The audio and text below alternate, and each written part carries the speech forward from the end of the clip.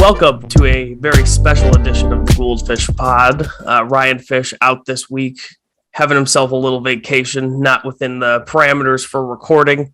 We've got you guys something just as good. The international wrestling correspondent, wrestling Twitter's favorite Dave, and most importantly, my father, Dave Gould. Welcome on. How are you? I am fantastic. A great day of watching a lot of wrestling. A lot of just really, really great wrestling. I also spent a better part of the last 2 days watching just a boatload of wrestling. And obviously, since we've got the international wrestling correspondent on, there will be a little bit of an international flair to today's episode. And yes, we'll get there. But I think probably one of the biggest things coming up next weekend, this will be the last chance we have to talk about it before anything happens, is Wrestlemania. A event that is too big for one night. So now they've just named all of their TV shows Wrestlemania and their next pay-per-view Wrestlemania as well. Yes, absolutely. Hey, it's widely considered to be the Super Bowl of professional wrestling, and it's an extravaganza, no doubt. They're in the Dallas Cowboys Stadium again this year, and they've got a 2-night extravaganza. So we'll jump right in. We'll start with the SmackDown Tag Team Championship match. The Usos will be defending against Shinsuke Nakamura and a personal favorite of mine, Rick Boogs. Yeah,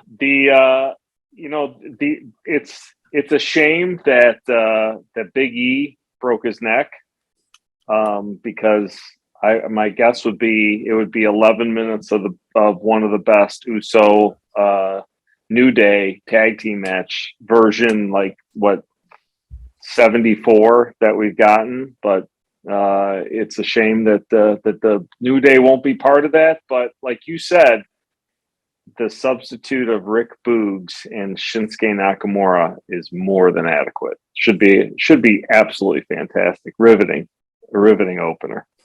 And poor Elias, man, if that guy just had a little bit more in-ring acumen, he could have been Rick Boogs, but it's Rick Boogs, and I haven't seen... I kind of know loosely what the build to this has been. Obviously, it looks like things changed quite a bit when the Big E injury happened. I don't really even know what to say about this. I can't believe that the team of Shinsuke Nakamura and Rick Boogs has lasted as long as it has. Usually these kind of things end up broken up and guys feuding by now.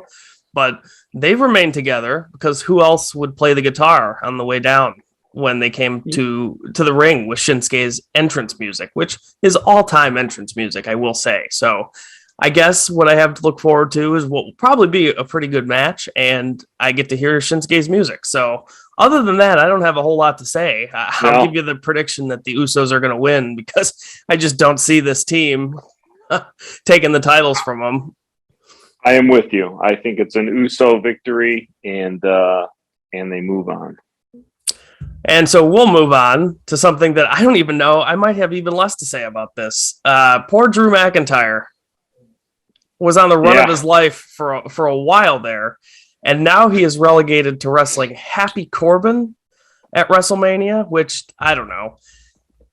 It doesn't feel like something that belongs on a WrestleMania Raw, SmackDown, or a WrestleMania Backlash, and we're going to get it on night one of the actual thing. Yeah, to me, that's like an hour 3, maybe at the 9:20 Central Standard Time slot, which is where that match should be slotted. I mean, obviously, they being Vince McMahon loves, Happy Corbin and probably loves Drew and thinks that he's doing them a solid by putting them together and throwing them on WrestleMania. But I just can't get excited about Happy Corbin. I am not happy about Corbin.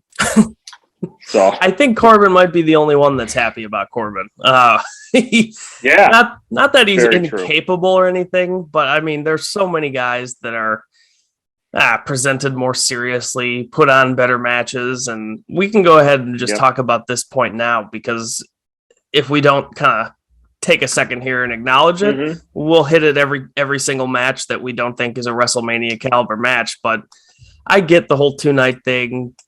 They're all about making things big, and it's the big show and all that. But I really don't know that having 2 nights just to get a bunch of people on the card for the sake of having them on the card does anybody any good, including the fans that have to sit through what will inevitably be long shows, regardless of how many nights they've split it out to. But I mean, I'm happy for guys who get to, live their dream and have their WrestleMania moment. But as a viewer, there will certainly be matches where I kind of take my attention off to whatever else I might have going on. And unfortunately, I like Drew McIntyre, but this will probably be one of those matches. And I predict a Drew McIntyre win at the end of it. All right, I'm going to go the other direction. I'm going Happy Corbin. And I don't think this feud will be over at WrestleMania. It will continue beyond WrestleMania, and Happy Corbin will have a big victory. I guess Happy Corbin, doesn't he have a couple of minions that he hangs out with? Are they going to interfere? Yeah, he's got the one guy. Yeah, that guy. Yeah, it properly sums up the lot in which those guys are placed throughout the shows. Yeah. Good thing we'll get them all into WrestleMania, though. Yeah. I forget his name. But yeah, he's got that one guy. And, there you go. The guy that was almost decapitated by Drew McIntyre's sword. Oh, yes. I bet. And for the life of me, I can't remember his name. So. And I'm sure where they just won't even play up the fact that was technically attempted murder either. No reason to do that. But I got Happy Corbin. Fair enough. Okay. I don't know that it even matters. It'll probably conclude at WrestleMania Backlash. Yes, exactly. All right. We'll move to a more polarizing match here. We've got the Mysterios, Rey and Dominic, versus the Miz and his new buddy, Logan Paul. Yeah, Logan Paul is the kind of name that I will certainly bring eyes to some extent to the WWE, but the question, for the Paul brothers is who are they going to bring? How many eyes and which eyes are they going to bring to the event?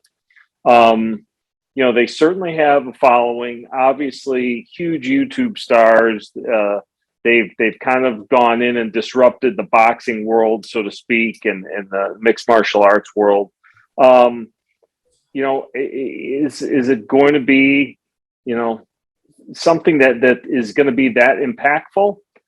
I mean, last time he was there, they didn't even know if he was a heel or a face. They being the writers and Vince, and so this time I think they figured that out.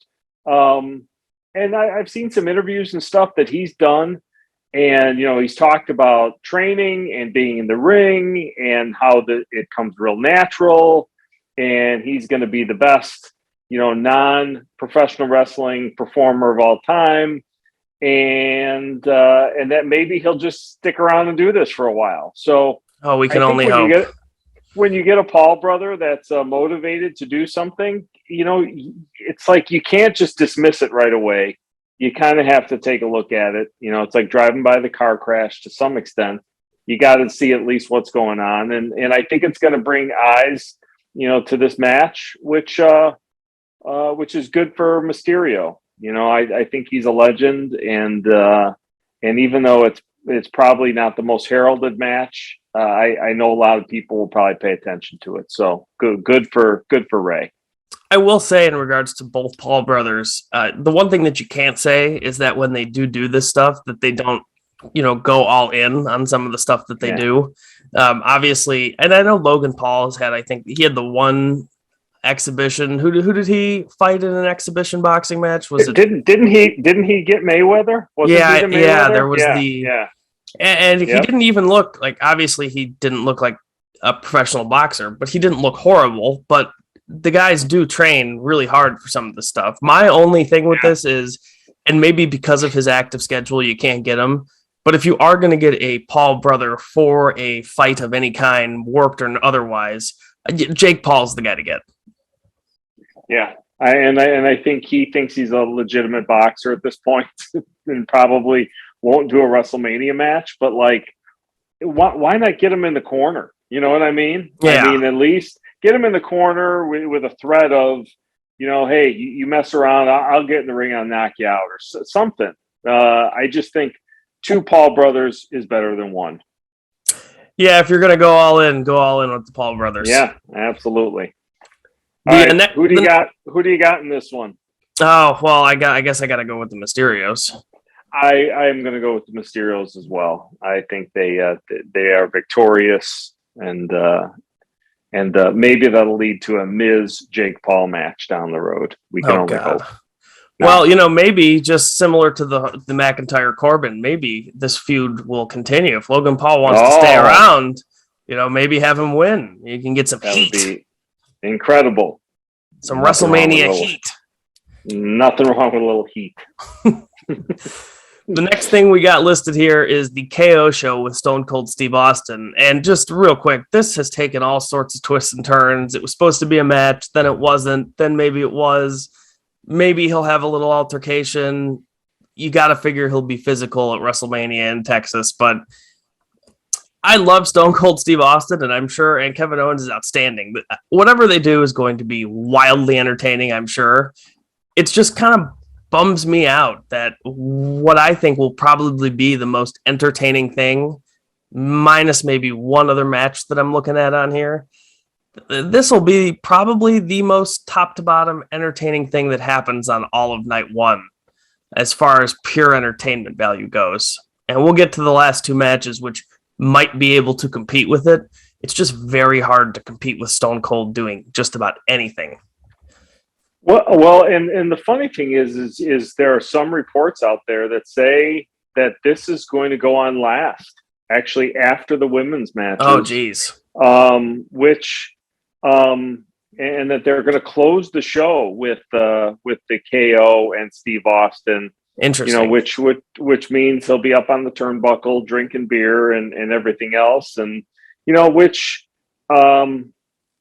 what message does that send to the WWE women's movement universe?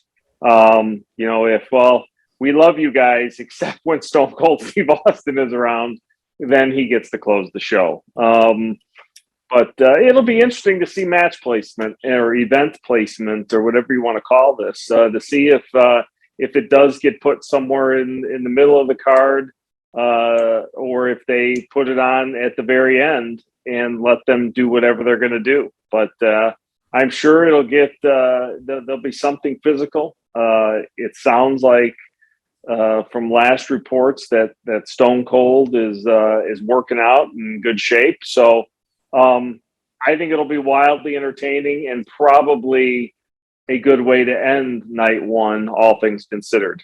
But we'll see where this ends up. My prediction is that on camera, it'll be at least 14 beers that get thrown to Steve to consume in the ring. Kevin Owens might have, I'm going to say, I'll set the over-under at 5.5 beers dumped on him after he's laying on the mat, knocked out from a Stone Cold Stunner, and it goes off the air with Stone Cold up on the turnbuckles, toasting a couple Steve Weisers. It sounds like the most likely outcome based on everything that they've done. I will say that Kevin Owens has been wildly entertaining with what he's been given to do for the WrestleMania build. And if you're not going to get a match on WrestleMania, a segment with Stone Cold is a damn close second place in terms of actually behind actually wrestling on the show in a marquee match. Yeah, because they're going to give the segment some time. It might be 10, 12 minutes, and I'm sure all however many 100,000 people that they pretend are in the building are going to love it. And it's, visually probably going to be a great way to end the show. I think that's the way to go. And it's not a disrespect then on any of the women. But I think when you get Stone Cold and Kevin Owens together, that's a show closer right there.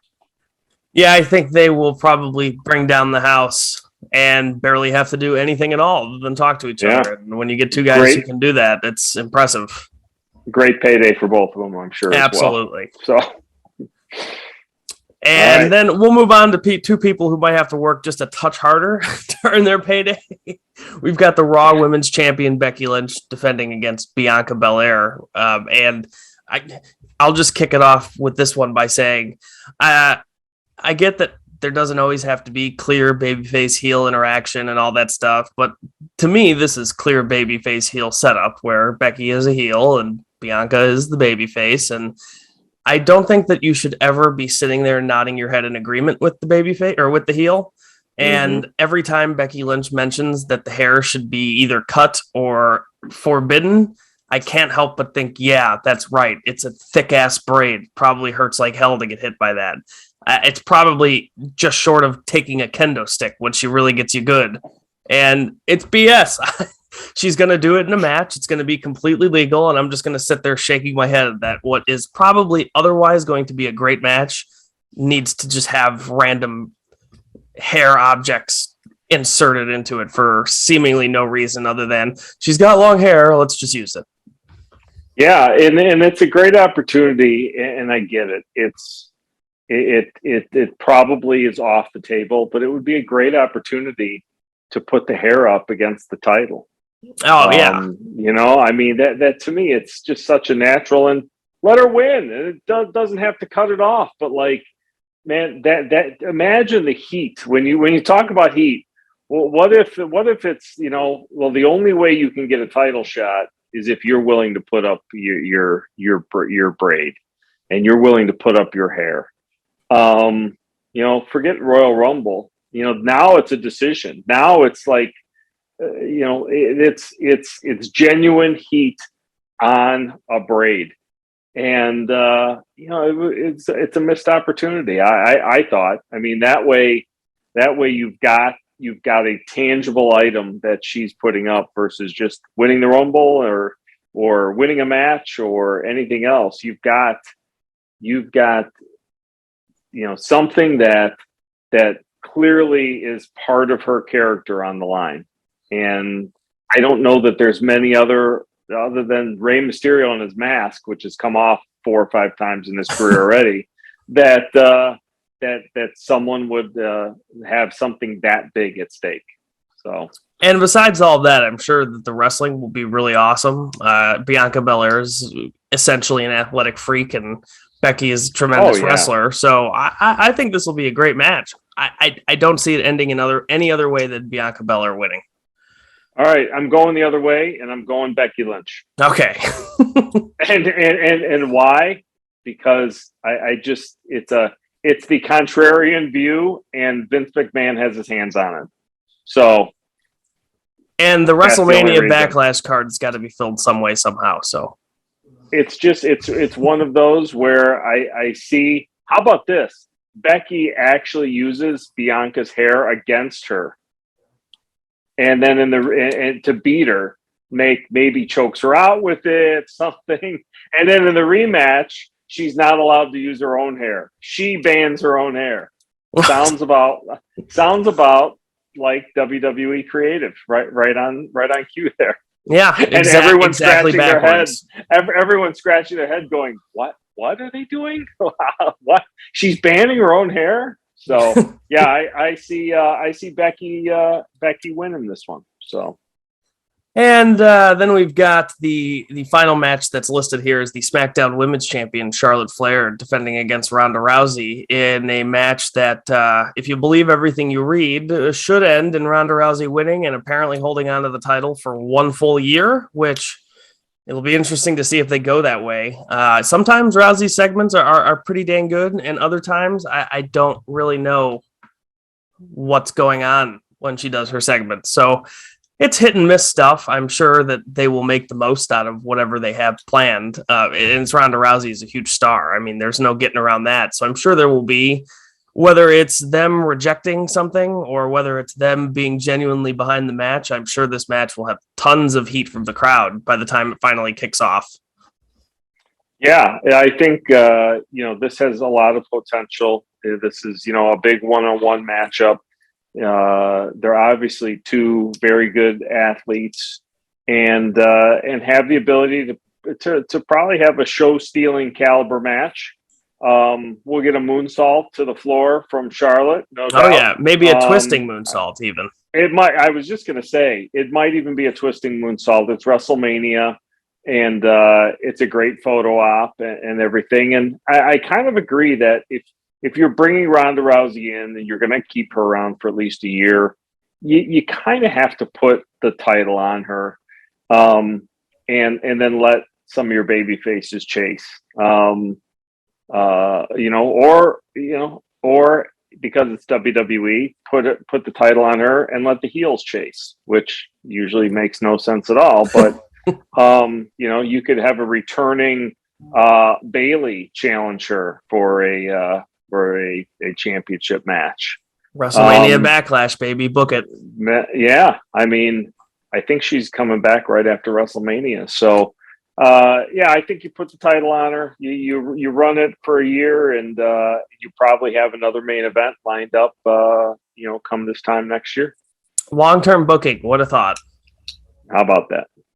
It'll all change, and she'll lose the title at SummerSlam. So, any closing thoughts on night one? Man, I hope the Stone Cold Kevin Owens segment is really good because I just don't think. I mean. I guess we could talk about secondary titles as we transition into night two. And I'll just bring up the fact that, both of your Intercontinental and your U.S. champions are not even on the show. Well, they might be on WrestleMania SmackDown. Who knows?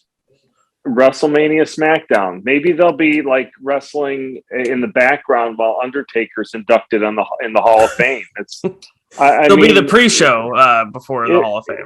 I think it's going to be like the pre-show to like the NXT afternoon show. It's kind of ridiculous. You got two fantastic wrestlers in Finn Balor and Ricochet. How about this? Neither title on the line, and just let those guys go wrestle for 15 minutes. Have the match of the weekend, and at least WWE weekend, and then they can go back to their respective brands. I find it so hard to believe that you don't have room, especially reading off. You got Happy Corbin on, but you don't have your, what's supposed to be your second biggest championship on one of the brands, or either one. It doesn't make sense to me, but. WWE, and hence those are the rules of the universe.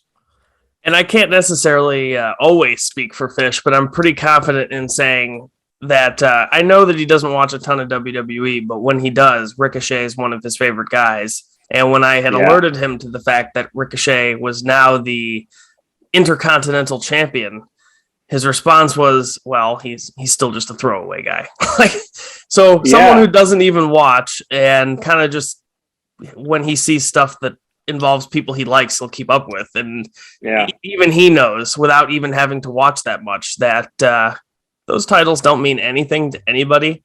And to add insult to injury, the Intercontinental title has not been defended on a pay-per-view, I think, since last year's WrestleMania. So there's that. Right. Which that in itself is a streak as impressive as Undertaker at WrestleMania. So I would agree. So you got that going. So, a relatively unimpressive night one, has a potential for some good matches, but nothing that really grabs me to want to gravitate to have it as a must-see event, other than Stone Cold. Yeah, and I think there's a very good reason that Stone Cold is on the night one, given the rest of what's on the show for that first night. Then I look at night two, which we can jump into, and I don't even know if these are the full announcements, because there's probably going to be the Seth Rollins Cody thing at some point, and God only knows how that's going to get shoehorned in to probably night two. I don't know. I really don't know how they're going to work that in. But moving to night two, we've got first up the Raw Tag Team Champions, RK Bro, Matt Riddle, and Randy Orton. They're going to defend against Street Profit 1, Street Profit 2, and the Alpha Academy in a triple threat match. I feel like I've seen versions of this match 100 times on Raw, and I don't even watch Raw every week. So it's like, Okay, yeah, your top three teams, and you don't really know how to book a 2-on-2, a traditional tag team match. So let's throw everybody in there, and it'll be a good 9-minute and 53-second opener, or something like that. I should be a lot more interested in Randy Orton and Matt Riddle, but and even Chad Gable, and I just can't get behind these tag teams. And I laugh when people say, "Oh, they have the best tag team division in the world." No, they don't. They don't. They have a few really, really good tag teams, and then they have this menagerie. So not really looking forward to it, and probably see a tag team title defense from Randy Orton and RK Bro, and Riddle RK Bro defense. I agree with the result. I think they're going to retain, and I'll say this much. I know that the segments for the RK Bro team and the Alpha Academy, they've been all over the show, the Raw show, and I know that, but I'm very big into spending the appropriate amount of time on a match based on how they present everybody. And the tag team division is an afterthought, and so that's about as much time as I'm willing to spend talking about another tag team title match. RK Bro defends. I'm sure it'll be 8 minutes. Bang, bang, bang. Pretty entertaining for what it is, but ultimately nothing in the grand scheme of WWE. Yep. And speaking of things that I won't give much of my breath to, the WWE Women's Tag Team Championship match, which is another shoehorned 4-way title match that I hope it stays together. I hope nobody gets hurt. I'm just Rhea Ripley and Liv Morgan are going to win. Other than that, I got not much else to say regarding it. A lot of talented women in this match. A lot of women that are just okay. But again, in the WWE universe, the tag teams mean nothing, and so I'm not going to spend more time talking about that than I have to. Yep, I agree with the outcome. Even though it does go against conventional WWE booking. I don't even know who the heels are in all of this. Are Natty and Shane? It doesn't matter. I'm done. Yeah. Next. So we've got AJ Styles and Edge is listed next, somehow listed below two other celebrity matches. My only hope is that these guys get the time that they deserve to have the match that they're capable of having. And you used to be able to say that it was a foregone conclusion. But then I think back to WrestleMania 34, I think it was, maybe 35, whichever one that AJ Styles wrestled Nakamura on. And that was one of the biggest disappointments I've ever seen for a match that I was super excited to see. So I kind of hedge and temper my expectations when it comes to stuff like this, because it should be amazing, but they're only going to be able to work with what they're given. So, well, and here's why I think it will be significantly better than the AJ Nakamura match.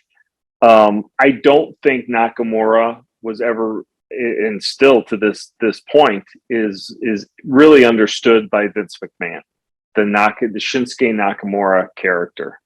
We had the artist, where now he's in a tag team with Rick Boogs, and at this point in Shinsuke's career, he's like, as long as the check's cash, you just tell me what you want me to do, and I'll go out there. And so I think when he and AJ fought, it was coming off that time where everyone was like, oh my God, this is going to be the match, of the night and this and that. And they had no idea what to do, with Nakamura at the time.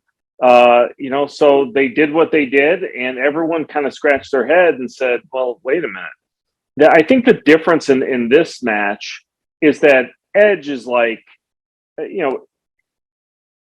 let's start with AJ. AJ has kind of passed over into that now, accepted by Vince McMahon, the writers, the WWE universe. He's one of them now at this point. So there's, I think, a lot more internal love and understanding. I think the cinematic match he had with The Undertaker, kind of made him a made man, so to speak, because The Undertaker praised, how much the work he did and everything. So naturally, he has to be, he's got to be that guy now. He's a made man. Yeah. And then you have Edge, that clearly is a made man in WWE. He's a Hall of Famer. Vince McMahon loves him. So I think that there's going to be some creative liberties given to these guys. I'm going to predict that they even get close to 20 minutes. I'm going to go like 19 minutes and 40 seconds. And I'm going to predict these guys have an absolute spectacular match that if we go back and talk the week after WrestleMania, we'd be going, man, that was freaking awesome. So I've got high hopes for this match. I'm hoping that I have read this correctly and that we get the match that we could have gotten in the past with Nakamura and AJ. I hope they really give AJ the opportunity to get it done. And I think Edge is the perfect guy to go out there and do it with him. I think it's also going to be, I think it'll be the match of the weekend. And I agree with you that there's definitely reasons that it'll be better than the Styles Nakamura match from a couple of years back. But I actually think that it's a different reason. If you'll recall, the end of the match was AJ winning clean and then Shinsuke turning on him. And also that they could have like 3 or 4 more matches for the next 4 months on pay-per-view. Whereas this one, I think it's like there's really no reason for them to have that many more matches, which I'm probably going to be completely wrong, and they'll have 4 more matches on the next 5 pay-per-views, and I'll be completely wrong. But I think this is more of a let's just go ahead and let 2 great pro wrestlers do some pro wrestling on our sports entertainment show. And there's no need to try and do things to extend feuds and get into all the ridiculousness that they got into. That basically was the last thing of note on a main event level that Shinsuke ever did. Yeah, really the truth. I mean, he just kind of faded away for a while and then found Boogs. My pick is AJ Styles. I have AJ as well. I agree 100%. And I'm actually hoping that something happens to give us maybe another match or 2 where I'd love to see these guys work together a little bit. And again, rather have it kind of start a feud rather than end it here. Yeah, I mean, as long as whatever they do next doesn't mean that this match has to be tempered, then I'm cool with it. Yeah, I agree.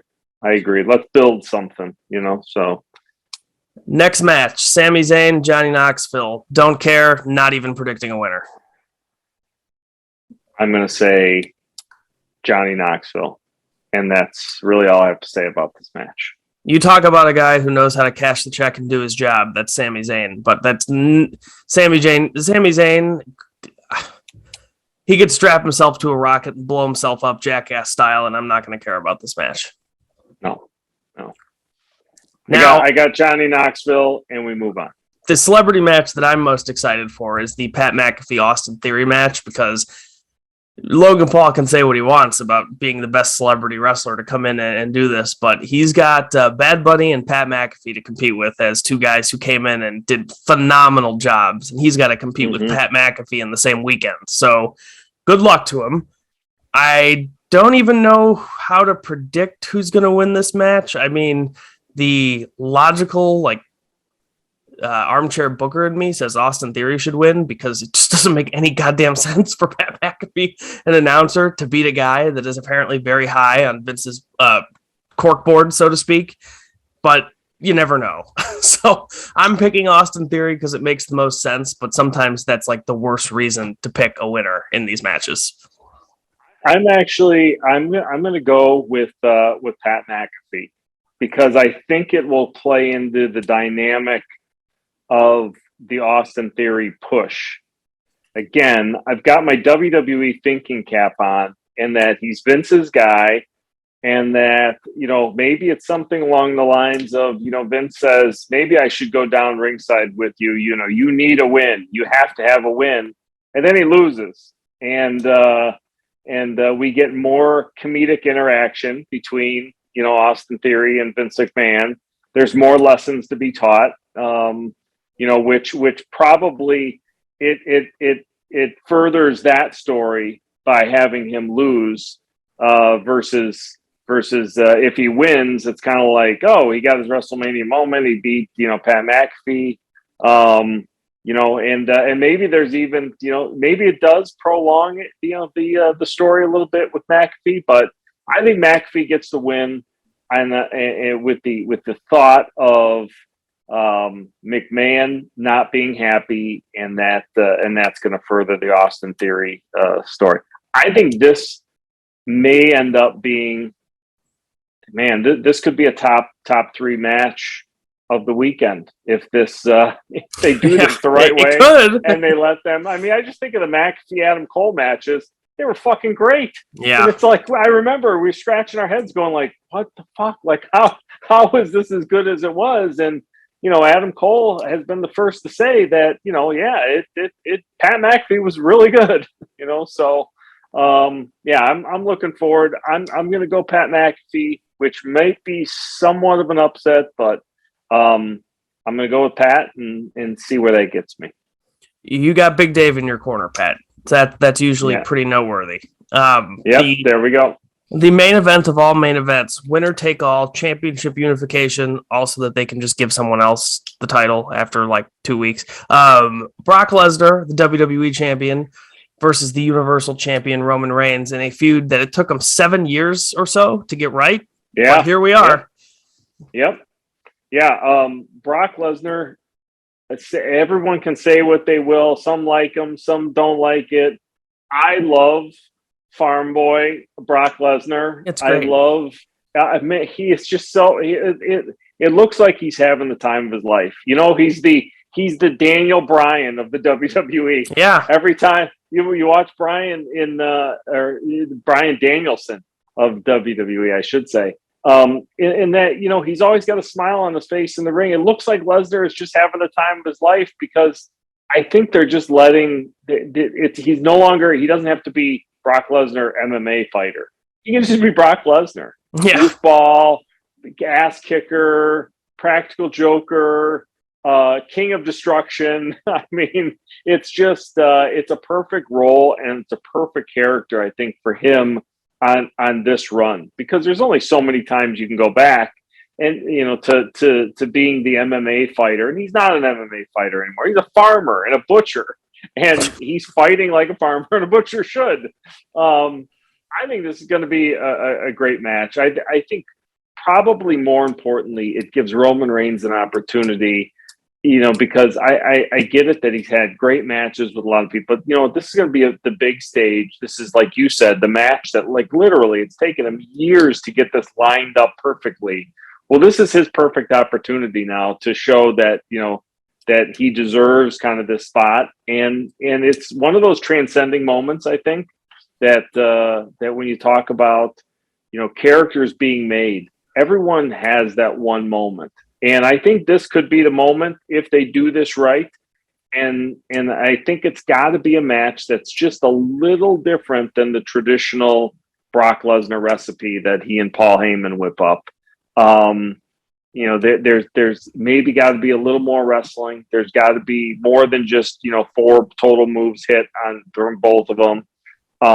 Give me something a little deeper. I think you're asking for a lot now.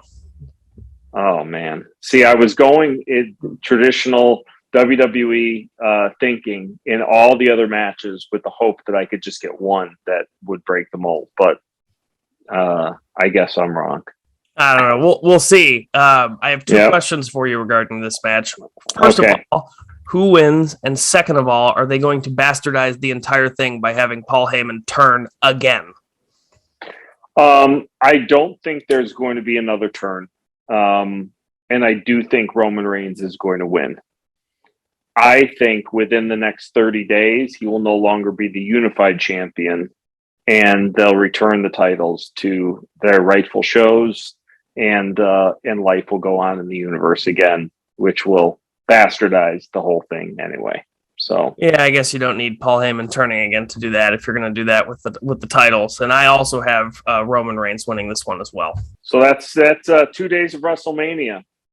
All right, I have a question for you. Yes. So night 1 and night 2, there are about 70,000 tickets sold, I guess, on both nights now. What is the total combined of the 2-day? What will be announced by the WWE as the attendance? Oh my God. Knowing how ridiculous they get, I wouldn't be surprised if they announced 200,000 total tickets over 2 days. Yeah, my number is going to be 203,000 fans over 2 days. All right, so we're thinking along the same line there. Yeah, I've got 203,000. I'm writing it down. I'm setting that as the over/under. Well, there's another end-all be-all show happening that weekend, and it'll take place one night prior, going a little bit out of order in terms of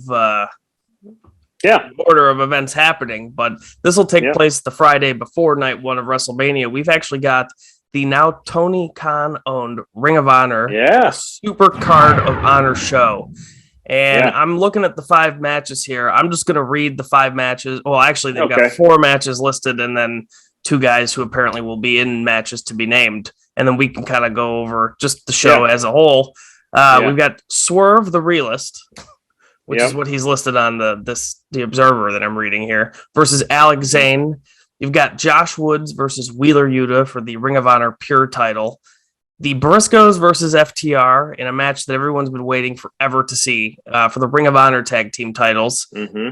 And then we've got Jonathan Gresham versus Bandito in a winner-takes-all match to determine the true Ring of Honor World Heavyweight Champion. What are you looking forward to from this show the most? You know, I'm going to back up just a little bit to say that it's actually pretty cool.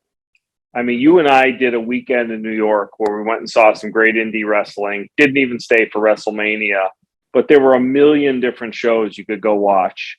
And it's great to see that there's an actual schedule built around WrestleMania where you get a lot of the wrestlers, not only from the United States, but from around the world that are able to convene and start to get back out there. It feels like the world and the wrestling world is like back to normal, which is awesome. I was looking at the lineups of how many shows, and I didn't realize how many shows were being run over the weekend, which is great. It's great to see for the wrestling business. For this Ring of Honor show, I'm really looking forward to seeing, how much different will it look from the last time I saw Ring of Honor back in the fall. Yeah. I don't think it'll look that much different. But I think what they're doing is they're lining up a group of guys that can really, and probably women as well, that can really put together a fantastic wrestling show to make a real big impact on day one. I think it'll be interesting to see the dynamic of, how much Tony Khan will the wrestling world be able to take.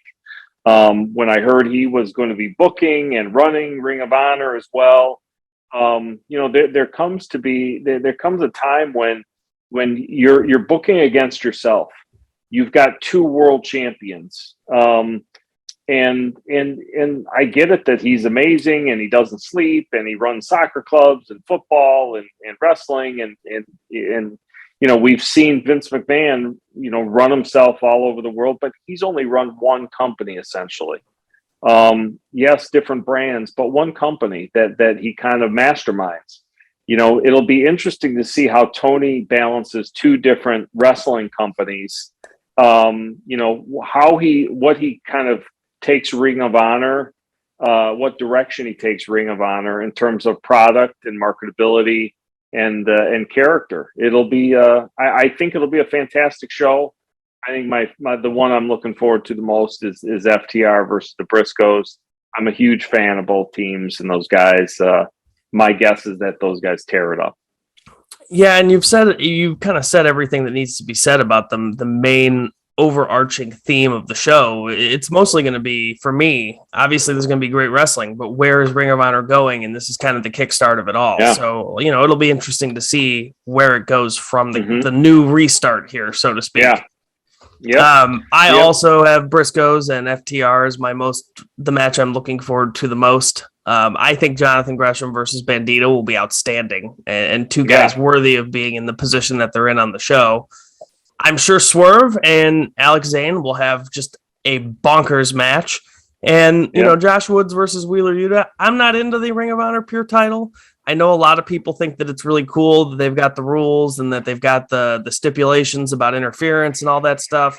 But every time I do watch one of those matches, there's just this big voice in my head, and it's not even a whisper. It's screaming into my brain why aren't these just the rules for all wrestling matches? Because it basically sends the message that as long as they're not threatening fines and suspensions, that you can just do whatever you want. And those who don't do that, they're the actual stupid people when it comes to the storyline. So I don't know. I love what they did in terms of trying something new. And like when I do watch, it is cool and I like the concept, but it just ruins to me. And obviously it doesn't ruin it because I'm going to watch them. I love the matches. But to me, to throw something in like that with how official it is in a world that is very unofficial, it's good wrestlers doing great work that ultimately doesn't fit in with what else is presented on these shows ever. Yeah, no, that's a great point. There's one other match they announced, and that's Jay Lethal and Lee Moriarty. Oh yes, that's right. That should be a good match as well. Should be a great match. I like both of those guys. Yeah. Should be a good show. It'll be a great weekend for professional wrestling all the way around.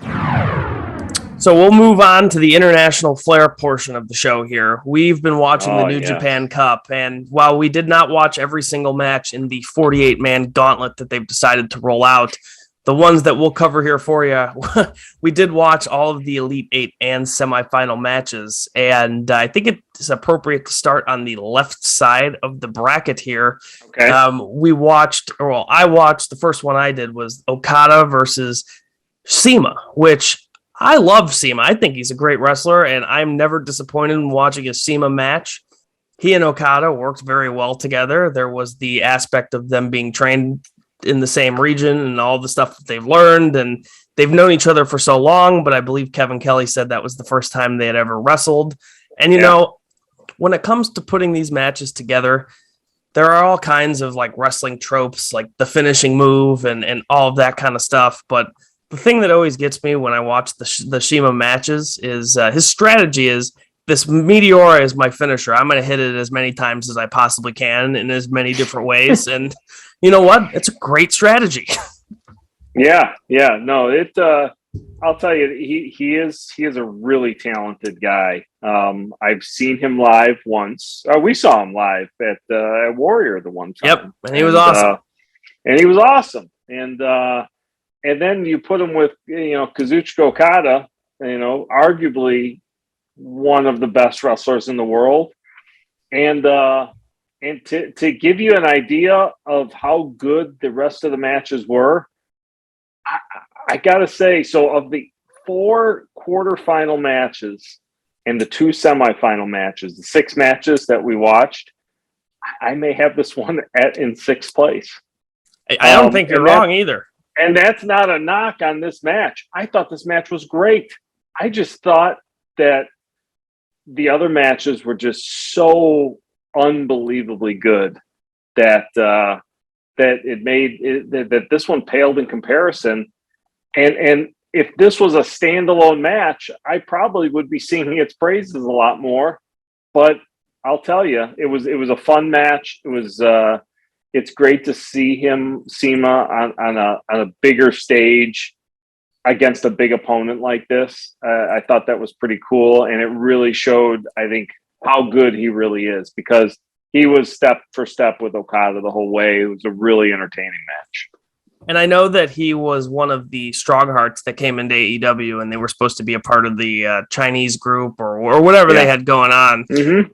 And I know that having the international flair on the AEW programming is a big point for those guys. But honestly, I would be happy if CIMA just found his slot in New Japan and stayed there, because the guy fits right in. Yeah, and his little troupe, Lindemann and T-Hawk. I mean, those guys are all equally as talented, and that would be great if they have a homemade faction right there.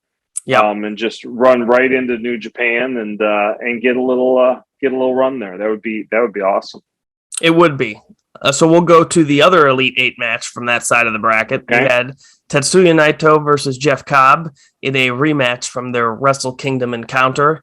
And I thought that match at the Wrestle Kingdom show, that right as it was really getting to a good point, that it ended. And I was a little surprised at how abrupt it came to an end. And I thought that this match was significantly better than that one. I had written down here, Jeff Cobb can turn anything into a suplex. Yeah. And that was kind of the theme of the match here. By the way, Naito, who has won every match up to this point with a roll-up, I believe, or a cradle of some kind, one of the two, the dude has gotten a roll-up over more than the Destino at this point, because everybody's kicking out of the first Destino, except for Jeff Cobb at Wrestle Kingdom. But I digress. Everyone in a big match is kicking out of that Destino the first time, but once he starts rolling people up in consecutive matches, it's this feeling of you never really know which roll-up is the roll-up. It's almost like it's his new finishing move. I think you should keep it for a while. Yeah, I think this is another one that I agree with you. Their Wrestle Kingdom match, it was kind of like, and maybe Cobb was a little banged up or tweaked his knee or a muscle in his leg or something. They just had to end things early. But this was clearly a healthy Jeff Cobb, and a healthy Jeff Cobb is pretty amazing. I mean, he plays that monster foreigner for the Japanese crowd, and just so well, and he's so athletic, and he's he and Naito have great chemistry together, and it's one of those where they both complement each other well enough that any pinfall attempt or anything, it's believable. That like you think that like at any point in time, if Cobb hits Tour of the Islands, it could be over. And part of it is probably having to go to a finish early at Wrestle Kingdom, and it's something I think New Japan does very well with their flash pins. But I really enjoyed this. Again, I then would have to think about where I would place this in my top 6. It may be next. It may be one slot above. I think I have it in 4th place, but I really enjoyed it a lot. We've got the right side of the bracket now. We will start with Zack Sabre Jr. versus Will Ospreay, and my God, these two guys. I don't even know that I have words to describe the match in terms of just how awesome it was. There aren't words that do it justice. If anybody wants to see the evolution of Will Ospreay, first go watch a Best of Super Juniors match from 2017, and then come back and watch this match against Zack Sabre Jr. And if you can't see the evolution of Will Ospreay just from watching those two contrasting types of matches, well, then you're just never going to see it, because the chain wrestling, the counter wrestling, the mat wrestling, the legitimate holds that Sabre uses, and all the ones that he's invented along the way. Some of the counters, there was a series of near pinfalls at the end where they're just rolling each other up, trapping each other in cradles. And it's like, you would think that Will Ospreay can wrestle the exact style that Sabre does just as well, if not better at times, because of all the extra stuff that he's able to do. But I mean, God, it was so smooth and so well done. And anybody could sit here and say, oh, well, they rehearsed it. If for two people who don't know how to do that stuff, even people who do know how to do that stuff, to rehearse something like that, it would take hours. And these guys are not spending hours rehearsing their stuff. They're not. They obviously have great chemistry. Maybe they go over a couple things, but the smoothness at which they perform the activity, they're just so creative with all of the stuff that they do, and it's almost always flawless. And I think that the biggest piece of news out of the match was the finish. Earlier in the tournament, Will Ospreay wrestled Sonata, and there was a freak accident where Sonata broke his orbital bone, and they kind of turned it into a storyline where Red Shoes did not stop the match soon enough. Yep. And they used that to tell a story in this match. At the end of the match, they worked over Ospreay's knee the whole time, and Ospreay's knee got trapped in another brutal-looking submission that I'm sure has some sort of really elaborate and long name. And they filmed it perfectly because you can see Ospreay's hand waving in the air, and you really can't make heads or tails of what he's trying to do if he is trying to break the hold that way. But Red Shoes, contrasting the Sonata Ospreay match, he calls for the bell immediately. And bad knee and all, Ospreay jumps right out. and he is furious, claiming that he didn't tap. And you've got the United Kingdom or whatever they're called. What are they called? United Empire. The United Empire. You had the United Empire guys. They were irate. They sold it so well. And I know people will get on the WWE for some of their screwy finishes, but like they don't, there's never as much thought put into them as there is in this. And you've got guys doing their roles to perfection. And it's just, it was done so well, and it played off something else. And I ordinarily, in a flash in the pan match, or if it's just a standalone match, I would sit there and go, huh? But because of the way the tournament has progressed and the accident with Sonata, I thought this finish was just excellent. You had a lot of points that you went through there, and one, anyone who doesn't include Will Ospreay when you start talking about the best wrestler in the world, who doesn't include him in the top three, and in my eyes, he is clearly the best wrestler in the world today. It's just crazy. I get it that he might not be selling out the Texas Stadium with over 100,000 make-believe people. I get it that he's not on American television, getting, the demographic ratings. I understand all that. But when you talk about a guy who wrestles, who sells, who wrestles, who can call back to his junior style, who can grapple with a guy like Zack Sabre Jr., who can literally muscle up and dominate a smaller competitor. I mean, he's so much the total package, and on top of it, has personality, can talk, has a tremendous faction around him, and clearly is able to put storylines and creative together, which helps drive some of this, because some of it was driven just off of things that he said in the press conference after. And I just think he's the best wrestler in the world today. It's very evident, and they have some really talented people in New Japan right now, and there's some really talented people around the world. I just think he's a whole level. And when you talk about transition, and you look at some of his matches from what he used to do and what he does now, it's like you're not even watching the same wrestler anymore. It's amazing. That said, Zack Sabre Jr. may be the most underrated professional wrestler in the world, because that guy is unbelievable. If you look at his selling and his cockiness of, yeah, I'm 50 pounds lighter than you, but yeah, I'll exchange forearms. And like within 2 shots, he has a look on his face like, this is the worst idea I've ever come up with. But you know what? I am not fucking. I'm in it now, baby. I'm in it now. I'm in it, and you're going to hit me harder than I can hit you, but it doesn't matter. He's so great. This was one of my favorite matches that I've seen, maybe in an 18-month period. And I've seen some really good matches. I've watched this match twice already. I watched it again today.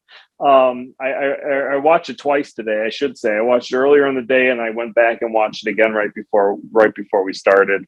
I really, really like this match. And a shout out to Kevin Kelly as well, because Kevin Kelly was right on top. He was the one telling the story about the Red Shoes and Sonata and the stoppage, and his interview with Zack Sabre Jr. as with the microphone reaching across was just so, the fact that he has a mic ready to go. That is the best. And Kevin Kelly is, as we've talked about before, is by far the best professional wrestling announcer in the business today. This was so awesome on so many fronts. I love this match. Yeah, it was. There's nothing more that can be said about it. That everything that we said is basically, and there are no words. They're two of the best, and they clearly have good chemistry. And you can't talk about New Japan without acknowledging how tremendous Kevin Kelly is on top of it. Yeah. So we'll move to the final Elite Eight match now. We had Shingo Takagi versus Hiromu Takahashi. And, I'm a giant fan of both guys. And when you talk about the Zack Sabre being a lighter guy and just constantly coming at people, whether he thinks it's a good idea or not, and Hiromu, not exactly the same, but I think that Hiromu plays the Spitfire character of this guy who's just going to take the most brutal punishment you'll ever watch, and then he'll still fire up and just throw a clothesline that doesn't do anything at a guy who is probably 25, 30 pounds heavier than him. Yep. And it's almost like you got this look on guys that wrestle him, especially when he wrestles the heavyweights, guys who are now up in that heavyweight class in New Japan. He'll do some stuff where he'll just eat some of these shots and kick out. And it's like these guys just are like, this dude he just doesn't stop. Like, what is wrong with this guy? Like, and the opponents usually sell Hiromu's persona just as well as Hiromu does because of how they react to him. And in the end, Hiromu made a great run in a tournament that's usually dominated by heavyweights, and they gave him a whole hell of a lot in this match where he ultimately lost. He took a last of the dragon, and one of my favorite moves and names for a move. And he ultimately lost, but, they're always, as long as Hiromu is healthy and able, whether it's a heavyweight tournament or not, or it's the junior heavyweight division, he's always going to be prominently featured. And I'm thankful for it, even when he loses. Yeah, this is, what I was thinking of was it was Big Brother versus Little Brother. Yes. And it's just like that Big Brother who's like, just go away. Just go away. Come on, don't be serious. Then all of a sudden, the little brother gets a good shot in, and the big brother's like, "Okay, you want to go now? Let's go." And they had one like exchange back and forth, and it was even, and then all of a sudden, you just see a look on Hiromu's face like, "Oh man, that hurt." And then there was another one, and he's like, "Oh, this is not going to end well." And you had that they're in the same faction, they're brothers in that sense, and you saw it a couple times, and even Kevin Kelly again had mentioned it. He's like, Shingo is now like, I think Shingo was trying to beat him without inflicting punishment or any harm to him, and then came to that realization that like, all right, I got to take this to the next level, and it gets Hiromu over. So to such a degree that he was trying. Here you have one of the best heavyweights who used to be a junior, who's a dominant, one of the best in the world, and Hiromu won't go away, and so literally Shingo's got to crank it up to like true heavyweight Shingo Takagi level in order to beat him. And even in a loss, it's one of those, it's the old saying of, Shingo went over and Hiromu got over because it only built his persona. And one of these days, he's going to get the big win over a heavyweight, whether it be for the title or just in a big spot to get into a final. It's building to be one of those. It's one of those things that Gato does so well. And it's over a period of time, and he just builds to when that big finish does happen. It's like 10 times bigger than it should have been because of the way they built it up. And I feel with Hiromu, that's what they have. The semifinals on the left side of the bracket was Okada versus Naito. And like, it was outstanding, especially since Naito's new finisher, the roll-up, is been used so effectively. And, here's the thing. Like, I don't always buy the Naito submission move, and I don't always buy the Okada submission move because I know these dudes aren't winning. Like, the 1 year where they had Okada go on his run where he beat a bunch of people with the money clip to get it over, it was great. But at the end of the day, if Okada is in the main event of Wrestle Kingdom, he is not beating someone with the money clip. With the money clip, yep. And similarly here, in this match, though, it worked a little better for me because you've got Naito, who, God bless the man, no matter how badly he injures himself, he's going to land on his head 4 or 5 times in a match. Mm-hmm. And when you've got a guy who's willing to land on his head, you might as well throw on a head submission. I mean, why not? Yeah, so why not? In that sense, it made sense. Really, the highlight of this match for me was the finishing stretch, maybe the last 8 minutes or so, where, Naito gears up. He goes for every finishing move he's ever had in his entire career, and none of them work. Yep. And then he wins with a roll-up.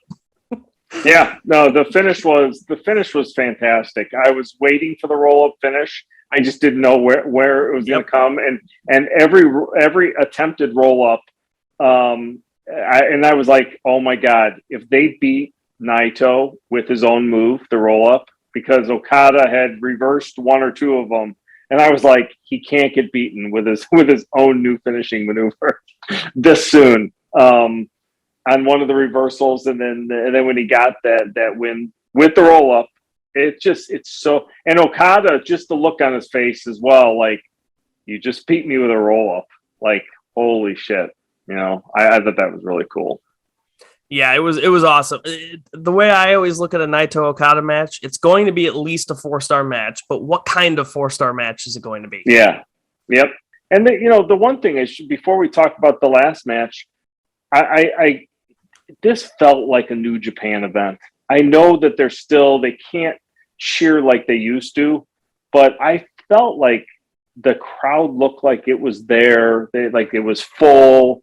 They were loud. They gasped more. They're starting to be more vocal. You can hear them more, the fans more into the matches. I think these matches collectively had more of a New Japan feel than they've had in a long, long time. Just my opinion. I certainly enjoyed watching, particularly the quarterfinals here. And I watched some of the other matches kind of throughout the tournament, but none of them necessarily had the feel like they did. This was a different level. So Naito advances to the finals, and we'll bounce to the other side of the bracket. We've got the other semifinal match, which was what do we got? Shingo Takagi and Zack Sabre Jr. Yeah, they were the other semifinal, and again, I mean, I don't know what it is about Zack Sabre Jr. and the New Japan Cup, but it's like his best work always comes in tournament format, whether it's the G1 or the New Japan Cup. Yeah. And I mean, God, this match, and Kevin Kelly again was brilliant on commentary. You've got Zack Sabre Jr., a string bean, who is going toe-to-toe trying to trade strikes with Shingo. Kevin Kelly acknowledges multiple times, I don't know that this is necessarily a strategy that Zack Sabre wants to continue for very long if he has any hopes of winning it back. And he's 100% right. Again, there was another, and this is just a Zack Sabre Jr. staple, but you've got the multiple series of cradles that look like they're going to finish the match. And I mean, even Shingo, which he can do it. It's just not a usual part of his repertoire with a lot of the mat wrestling stuff.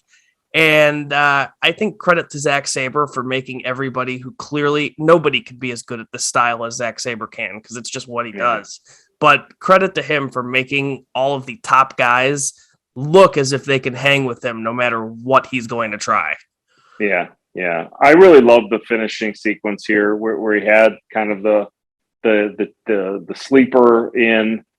Shingo tries to he climbs the ropes with Zack on him and just kind of throws himself back to land on top of Zack. And Zack he won't release the hold. No. Just holds on for dear life. Like for a minute, it kind of like he loosens a grip, but then realizes that like Shingo is stunned as well. And it's like that very moment where it's just like, oh shit, I got to get it back on. And even Kevin Kelly in his commentary goes, hey, he sold out on this move. He was going to live or die with this move. And I just thought, that last, of like, he's trying to get to his feet and just the way Shingo just collapsed, tremendous job getting Zack Sabre Jr. over as well. Not that he needs any help, but like to beat him in that style, this was my favorite right behind the Zack Sabre Jr. Ospreay match. Those are my top two as well in that order. Yeah. I mean, I just don't see it any other way. So, but yeah, this was another one that was just off the charts good, and go out of your way to see it. And I would be remiss if I didn't point out the fact that the only Final Four member that I picked incorrectly was I thought Jeff Cobb was going to get into the finals, but I did have the Zack Sabre beating Ospreay. I believe I had Sabre in the finals. Because I figured that Jeff Cobb could ragdoll him around and it would be great. It would be a person that Jeff Cobb can beat. Obviously, I was wrong. We've got Naito and Zack Sabre Jr. in the finals. Yeah. Who do you think is winning that? I mean, I think I've got a prediction, but I'm curious to see what you think. I think Zack Sabre Jr. wins. And I think he comes out the winner because Naito has already defeated Okada. And that will set up for a future title match there. And that seems to be Gato's MO. He always sets up a few challengers in advance, whether it's a win in G1, over the champion or what have you. And I think that puts Naito in a position where he can claim a title match later because he's defeated Okada. I think it puts Zack Sabre Jr. into a title match again with Okada, and with the role that he's been on, you definitely have, it's one of those, like, it's believable that, hey, there's a chance that he may beat Okada for the title. So I have Zack Sabre Jr. winning. One of these days, Zack Sabre will get that 1 month title run. If you can put the strap on Evil, you can sure as hell put the strap on Zack Sabre that would Jr. be great for a period. So I also have Zack Sabre Jr. winning. I don't think he's going to win the title, but hopefully one of these days. One of these days. Yep. All right. So on we go to AEW. We'll start off with Dynamite, and the show opened with the CM Punk versus Dax Harwood match. And look, I could talk about this match for an hour straight if that were what this podcast was about. I think it can only be summed up as when traditional style pro wrestling is done at a high level like these two guys do, it will always work, regardless of whether or not you are entrenched within the pro wrestling universe, I guess. Anybody can watch this match and can easily get behind it. And if you're a Bret Hart fan and you kind of know Bret Hart and you've watched Bret Hart wrestle, that made the match 10 times more special. And I know that you gushed over this match. So I'll say the finish here, which I thought was awesome. Dax countered that rising knee strike into the power bomb. Punk ended up reversing something that he had tried. There was the rising knee strike that was put into a sharpshooter. They did the monkey flip into the Anaconda Vice, and Dax tapped out right away. You take the floor with this one. Yeah, to me, this is just this is two fantastic professional wrestlers in a great setting, opening the weekly TV show with a smoking hot crowd, and who just understand the general and great philosophies of how to work a professional wrestling match. I saw someone arguing that this arguably could be CM Punk's best work ever. That he just came back smarter, wiser. I love this match. This was I had high hopes for the show after these guys got done. Really a great match. A great professional wrestling television match, no doubt. And look, Punk was, for the majority of the end of his WWE run, pushed at the top. But I think that the biggest difference, and I agree with you, I think this is some of the best stuff Punk has ever done. And I think the difference is this is handcuffs off Punk versus a Punk who, while positioned strong, was just kicking tires over there for the longest time when he finished up years ago. So I've never been more happy to watch CM Punk be a professional wrestler. I agree. We jumped backstage, Jericho Appreciation Society. They had a little segment. John Silver, who hasn't grown since the photo of him and Jericho was taken, although I will say the guy has put on like 80 pounds of muscle, seemingly. Yeah. Just to set up the tag match that ended up closing out the show. But, it was typical Jericho promo. He said that Eddie, Santana, and Ortiz are nowhere to be found. The basic stuff, sports entertainer, this, blah, blah, blah. Any thoughts on the Jericho? We'll see who gets. I think Daniel Garcia has potential to get the Sammy Guevara rub. Yeah, because I think Sammy is a huge star now. Where everyone kind of knew he had potential and was a good dude and could wrestle and he does spectacular moves. I think Daniel Garcia kind of fills that role. Obviously, fills that role as the younger singles guy. That I just think, a year or two coming out of the Jericho Appreciation Society, he probably has the most potential benefit to being part of this group. Well, we'll see where it goes. We move to the Hardys and Darby Allin and Sting defeating Private Party, the Butcher, and the Blade in a 4-on-4 tornado tag match with no rules. And I think that technically the match went on for a while, but I think that this is the summary. Matt, Jeff, go be Matt and Jeff. Matt took a double side effect off the stage through 2 tables, and Jeff hit a swanton off of the second ledge of a balcony window sill area. Double swanton through tables for the Butcher and Blade. They also said, Darby, you're good. Just do what you do. They let Butcher throw him down a flight of stairs. Yep. And then Sting is there. And get ragdolled. And now his other new thing is get ragdolled into metal barricades.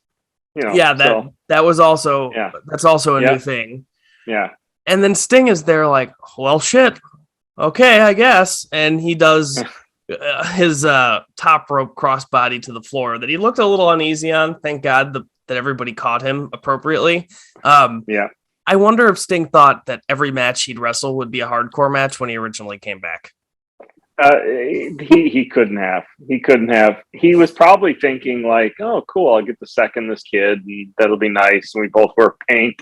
And then all of a sudden it's like, I wrote down my one note from here is, do Matt Hardy and Sting realize they are more likely to get killed doing this shit than not doing this shit? Which I don't think they do. And you know what? If someone were to just say, and I've had this conversation, somebody goes, God, how old is Sting? Like 50 or something? I'm like, he's 62. And it's like, no way. There's no way he could be 62. Oh shit, he is 62 doing that. God bless him. I just hope he must have tremendous amounts of trust in the guys he's working with to do some of the stuff that he does. Because like you said, you got a group of guys that I think really protected him pretty well. And, a great end with kind of the double finisher. I think Sting's legs were a little wobbly at the end there, but it actually was played up very well by the announcing team and by Sting of, trying to recover, after everything. So it was fun. It was a car crash match. A lot of fun. Yep. We shift to FTR backstage. They cut a promo on the Gun Club. I like the Ass Boys. I shoehorn them into whatever. There not a whole lot to this. They said they respected their father, but their respect from the 2 boys will have to be earned. So that just sets up a match at Dynamite. I don't know if you had any thoughts on that. Yep. Sounds good. Anytime we can get to Jon Moxley and Bryan Danielson, I'm willing to skip over a segment to get to them. So we'll get to them right away. My new favorite guest commentator joins commentary in William Regal. He's awesome. And just then the small subtleties that he just drops that it makes you really pay attention to commentary, and he's just great. Yeah, and this was an absolute slaughtering of the Varsity Blondes, which God bless them, but I don't know that there is a great this is their role. That's it is what it is. They do good. Yep. Let me ask you one question. Totally off topic, kind of. Where does Julia Hart end up? Does she end up in the House of Black? I know you don't care, but this is inquiring minds want to know. Does she end up in the House of Black? So I don't want to go too deep into all of this. I mean, we don't need analysis. Just give me an answer. I don't know. I guess maybe she ends up as like the princess of the House of Black, but like, I don't know. I'm not into the whole girl that dresses like a schoolgirl becomes evil, and then it's this one small girl and a bunch of big dudes. Sometimes for me, like maybe it's just because I've watched too much WWE, but my general predisposition for stuff like this is just kind of creepy. Like, just find a more creative use. Like, teach Julia Hart how to wrestle. She's got potential. She's got a good like persona as is. Maybe give her a little bit more of an adult feel rather than being a high school cheerleader, which makes the whole thing a little more uneasy for me. But I just, if you've got to throw a woman into the group, I guess she's as good as anybody, but none of it makes any sense to me. My prediction is she ends up in the House of Black, but my question is, how the hell does the Black Mist affect her for so much longer and change her personality? And to everybody else, it just temporarily blinds them, and then they heal and they're fine. Yeah, I was the reason for my abruptness was that I'm agreeing with you 100%. I like, why does she have to go to the House of Black? And I just don't know. You know, we have a lot of good factions. We have some stupid factions in AEW, but clearly it's fat. But yet, like, you've got a women's division that just kind of flaps around out there with, I mean, other than Britt Baker's crew. I mean, can we get some women? Like, why? What would the sense be in going, oh yeah, let's put Julia Black in that group? You know, when there's really no other than the Bunny, maybe really no other crossover into a male-dominated faction. I guess Statlander, but like, I don't know. Not anymore, maybe? Who knows? Yeah, I don't know. It just seems, I'm with you, it just seems very misplaced. But anyway, I digress. On to something with a little more substance. MJF cuts his promo on Wardlow after that, and I loved a couple of things about this promo. First of all, I loved that he basically told Wardlow that he was going to give him the WWE treatment. I'm going to pay you to sit at home, and there's nothing you can do about it because I owe you. That was a great line. It was a great line. He demeaned his mother, said that they'd be homeless without him. And at one point, the crowd was chanting for Jesus. And in the great state of Texas, MJF said that he would nail Wardlow to a cross just like Jesus. And I'm not sure there's another person in pro wrestling that can somehow get away with comments like that. You think about some of the stuff that the internet gets outraged over, and maybe I just missed it because I know not to look in the wrong places when I'm on like Twitter and stuff like that. So maybe it did happen and I was just unaware. But if ever somebody was going to get outraged about something, I would have expected that to be it. And, you know, he just gets away with it. He is at a very young age, he's a master of his craft. Let's just put it that way. In like every sense.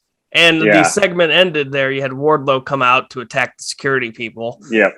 I guess, did MJF pay the security? I just don't know why that sometimes the security is so much more effective than others, but they were able to stop Wardlow. Took about 12 of them, but they did. Maybe he upgraded. Yeah, maybe he added some personnel. But the interesting thing is he said that he was sending him home, and then AEW took him off their web page as an active talent. He's no longer listed, Wardlow. So, good storyline. I like it. Yeah, commitment storyline. Yep. We jump to the best. Any other thoughts? Closing thoughts on that? No. Great MJF segment again.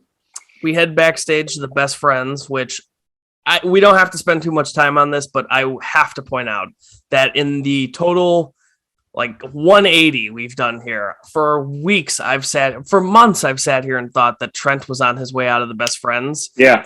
And maybe he still will be because he's pissed that all these other people keep getting let in the back front, get let into the best friends. But what it appears his role is gatekeeper of the best friends. He's not mad that the best friends are what they are. He's mad that anybody gets to be a best friend. And apparently he's there to stay and is trying to protect the integrity of the group, which I guess when there's very little group integrity to be had, it's not that hard to protect in the first place. No. It's amazing that like he's that committed to this group. If I were him, I would have turned on everyone within a week of my return and gone on my own. But clearly that's not his intentions. I guess this is easier. I don't know. Yep. Adam Cole defeated Jay Lethal in a match that I thought was outstanding. For everything that the opener was, with Punk and Dax being the traditional pro wrestling match, these guys added so much more to it that kind of shows you the more newer style of the go nonstop action. Yeah. And Adam Cole, I told Fish this. You remember the Shelton Benjamin, Shawn Michaels super kick out of midair? Adam Cole has taken that and just said, hold my beer, because I'm going to do this and it's going to be perfect almost every time. Yeah, it was great. This was a match, again, just two guys who understand professional wrestling, understand their role, and understand how to push buttons.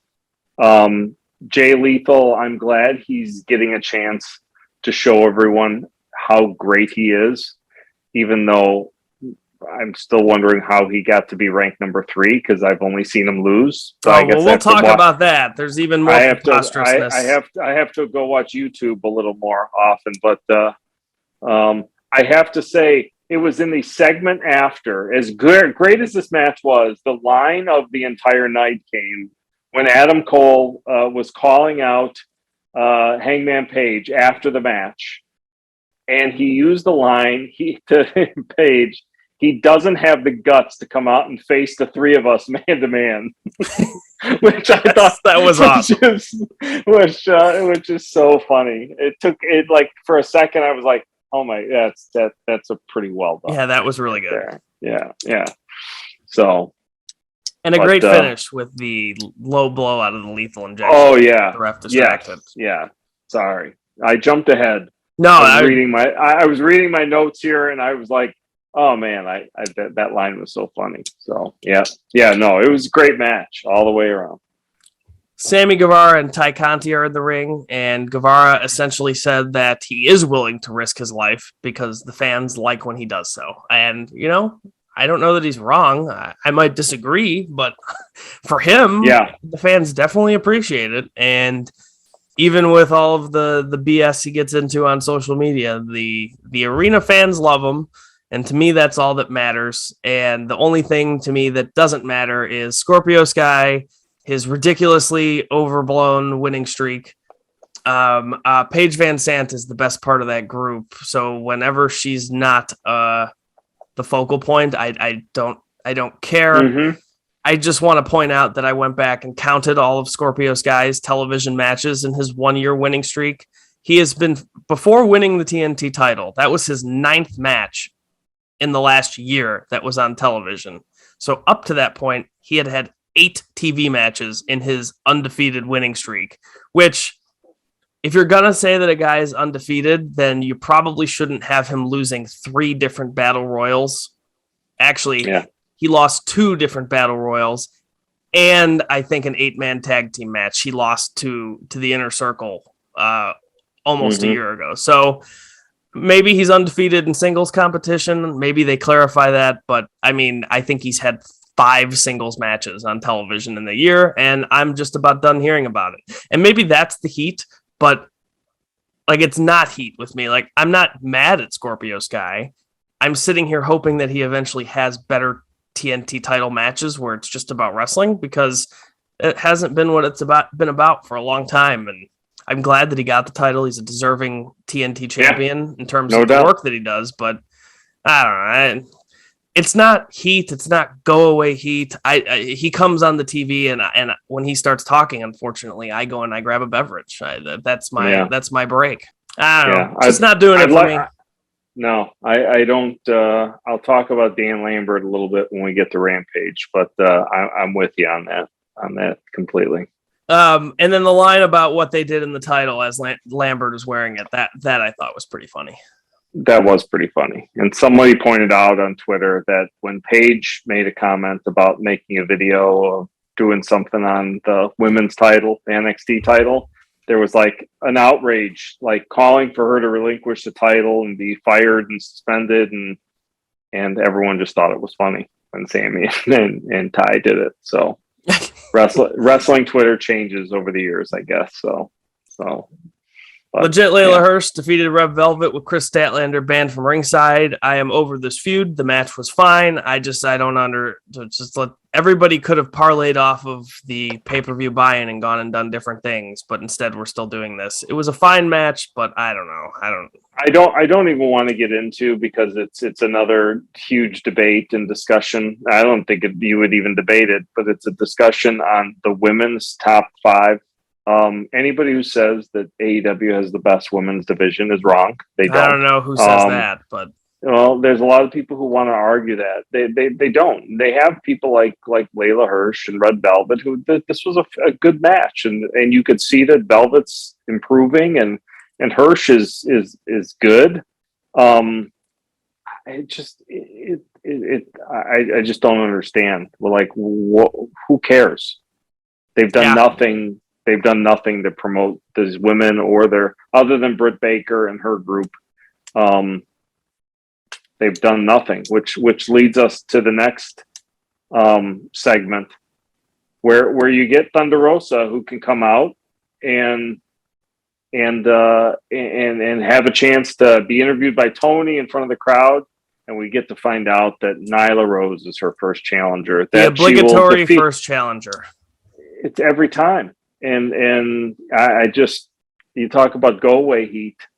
As high as the highs were for this show, some of the lows, having Vicky Guerrero come out screaming about how Nyla Rose should be somehow is in the top 5 and should be the next the first challenger. I was like, I just don't get it.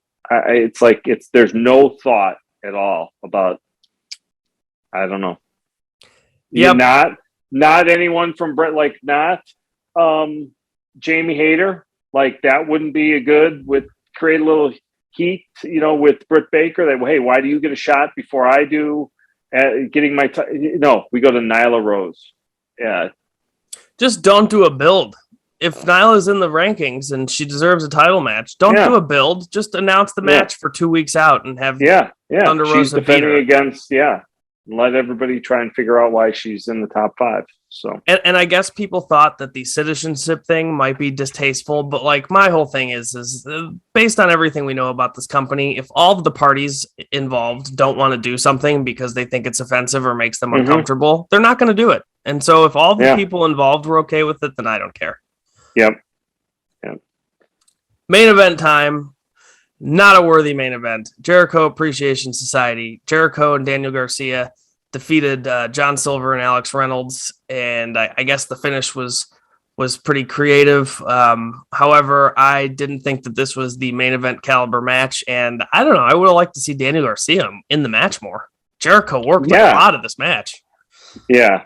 It was a lot of Chris Jericho. I put down here.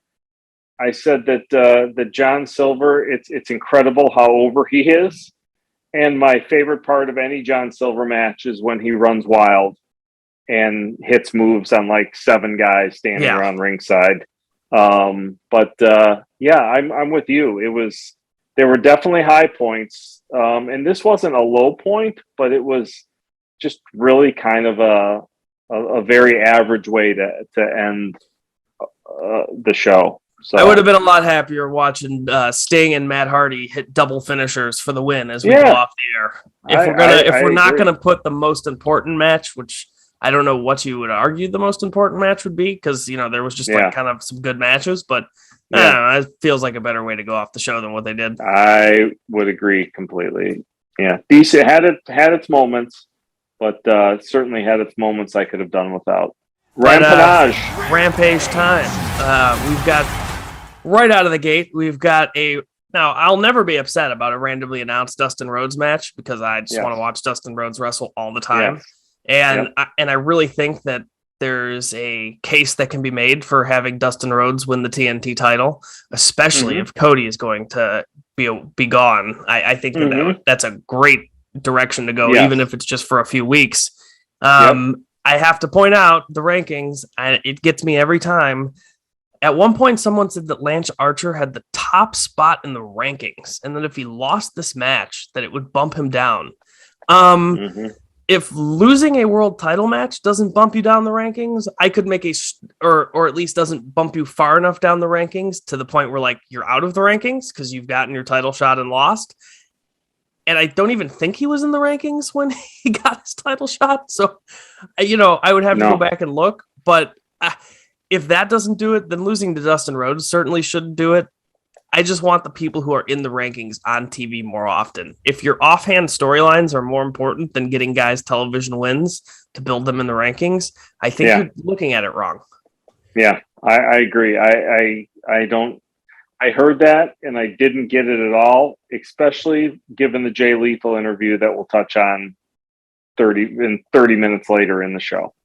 As for the match, I thought that the match it was a solid match. I don't understand the Dan Lambert connection. Poor Dustin Rhodes. I think he said he bursted his eardrum and he can't hear out of that ear. Yes. So I feel bad for him. This guy bleeds whether he's trying to or not. Yeah. Yeah. He bled not trying to and trying to in this match. So it was a full array of blood. For bleeding for Dustin. So a majority of the match that I thought was good took place once they came back from commercial break, and eventually Dustin got the jackknife cover for the pin, caught Archer by surprise, and then Archer beat the shit out of him afterwards. I like watching both guys match, but it was just, or I like watching both guys wrestle, but it was just okay.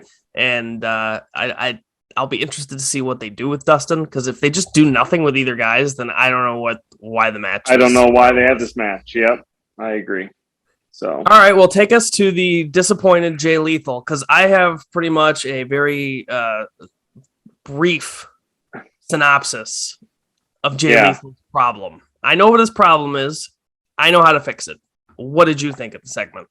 Well, so when Jay Lethal was Ring of Honor champion, and he was actually TV champion at the same time of Ring of Honor, it was when he had this little arrogant side. He was very confident. At the time, was considered one of the best wrestlers in the world. And he had this, he had a certain arrogance to him and his character. And now it just seems like Jay Lethal is just the happy to be around Jay Lethal. And here's a guy who, if Lance Archer doesn't fall in the rankings, I mean, Jay Lethal lost to Adam Cole, and they made a note on there that said, Lexi Nair, who, by the way, as much as she needs to get better, is way better than Alex Marvez. Oh God, for the record. Yeah.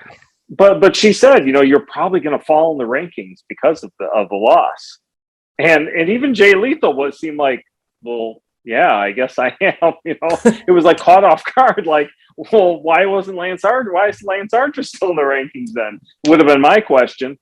But he had a heelish, more aggressive side, and I just think he can't go and be happy Jay Lethal, just happy to be here. I would like to see the old ROH Jay Lethal, where he was one of the best. He still has that skill set, and he can still wrestle at that level.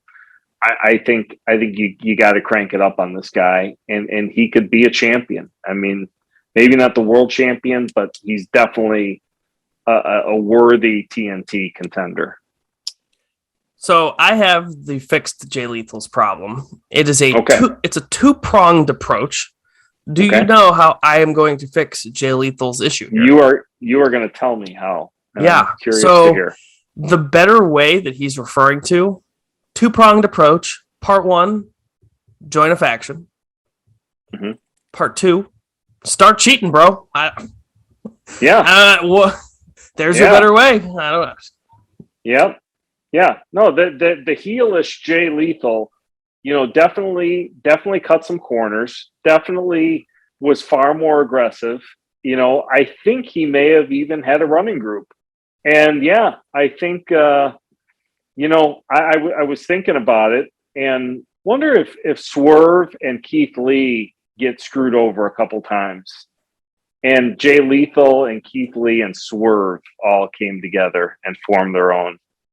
And they don't even have to be bad faction. guys. They can just be guys that are fed up. And so there's always two guys at the ring to prevent any shenanigans. They don't even have to cheat. They just have to be there to safeguard against the cheating.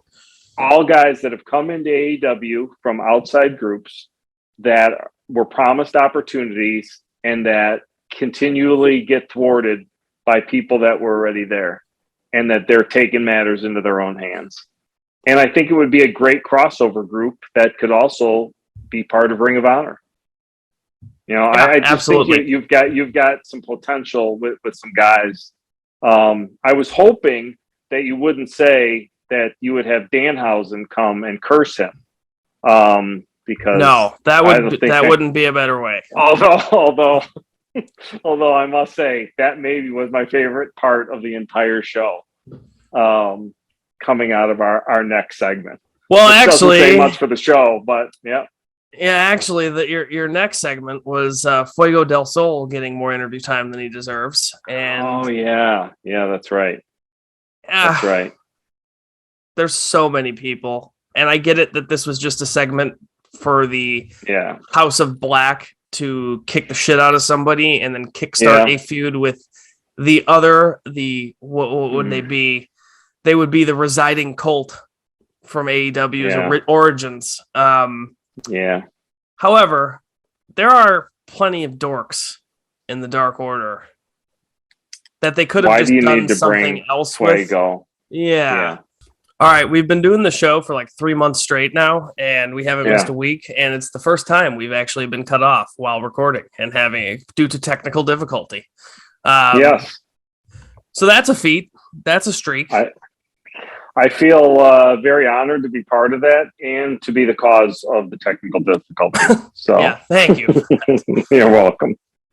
But where we had left off, I was just talking about 10 from the Dark Order. We were talking about the Fuego del Sol segment. Yeah.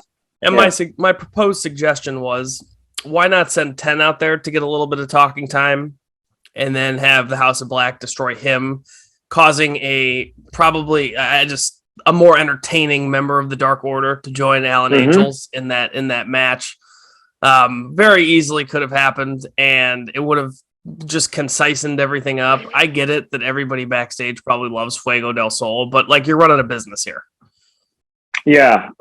Fuego, like, that was an entertaining little storyline, and it was fun that he got his contract, but he's Fuego del Sol. He's just another guy. And I don't understand. Like, he's a YouTube guy. He's a YouTube guy that can be beat.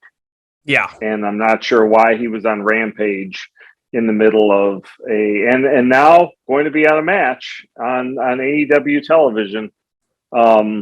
Meanwhile, Scorpio Sky's entire undefeated streak took place off TV. Right. So, which parlays us into our boys from the Men of the Year. Who cut another promo, and so if you like the Adam Cole line of come and face the three of us like a man, or whatever he had said. This line to me was equally as good, but for all the wrong reasons. But they were talking about how the TNT title is no longer subject to open challenges, and Scorpio Sky finished his promo by saying the open door is now closed. Yeah. Wow. Unbelievable. I went off like line after line of notes after this, and I'm going to focus not on Scorpio, but I'm going to focus on Dan Lambert. Suddenly, this guy, I mean, God bless him, and he's entertaining, but he's all over AEW television. He's on Wednesdays. He's on Fridays. He's with Scorpio Sky. He's wearing a title belt. He's in verbal conflicts and battles with Sammy Guevara and Ty Conti. He's managing Paige Van Zandt. He's ringside for Lance Archer. It's like this guy is embedded in like 4 different storylines right now, and I'm not sure why. I like Dan Lambert. I think he's a good character. But like, who is he? I don't get what his role is, I guess. And this deep into it, it's not even worth debating. We can move on. Yes. Red Dragon defeated Allen 5 Angels and 10. 6-minute match. Yep. A little bit of stuff given to the Dark Order guys, but they were overwhelmed. They hit both of their finishers, the first on 10, the second on 5, and they ended up pinning them for the win. They tried to beat them up afterwards. Jurassic Express runs down, and Adam Cole steals the tag team title. So he's a belt thief. It's what he does, I guess. Yes, that's his role now. That's great. Nyla Rose defeated a jobber who was trained by Thunder Rosa. She had a little inset promo. I got not much to say about it. Yep. I got nothing to say about it. How about that? They could have just done this without the thing that they did on Dynamite, and it would have been fine. All you got to do is you got to put up a little promo or a little vignette up on the screen in the middle of a match and go, she's gonna have, or the graphic, number 2 contender, and be done. We didn't need all this. Actually, I was just thinking that our recording ended again, but we're all good. Sorry, go ahead. Oh, okay. No, so you could have put a graphic on the screen, announced it as a Dynamite match or next week's Rampage, and been just as effective for Thunder Rosa to come in, beat Nyla Rose, and then either have Britt Baker or somebody else come down and beat her up afterwards. Easy. So, yep. Hook declined the certificate of accomplishment from QT. I thought this was overall, like, for non-matches, this was my favorite segment on the show. Hook came down. He's one of the most over guys on the show. Oh, my God. Tried to present him with this award. Hook kind of was in the background and slammed Aaron Solo's head into the glass frame and walked off. And as he's walking off, your boy Danhausen attempted to curse him, and it seemingly didn't work. And Danhausen couldn't even begin to understand how his curse didn't do anything. It was so great when the confrontation, which, normally I'm a stickler for like why are they happening, and I didn't really care why Danhausen was coming down to curse him. It was just the fact that he, in fact, was coming down to curse Hook, and his curse didn't work. Yeah. And Hook looked at him like he was a fucking idiot. Time and place. Oh, my God. That's what it's all about. God. Yeah, that was so great. I loved the whole Danhausen curse not working. So. It's time for the main event. This was one of my favorite inset pre-match promos that they did before the show or before the main event.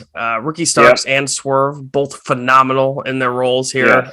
I loved it. Felt like a real, like, guys being actually under each other's skin rather than it's my turn to talk, it's your turn to talk.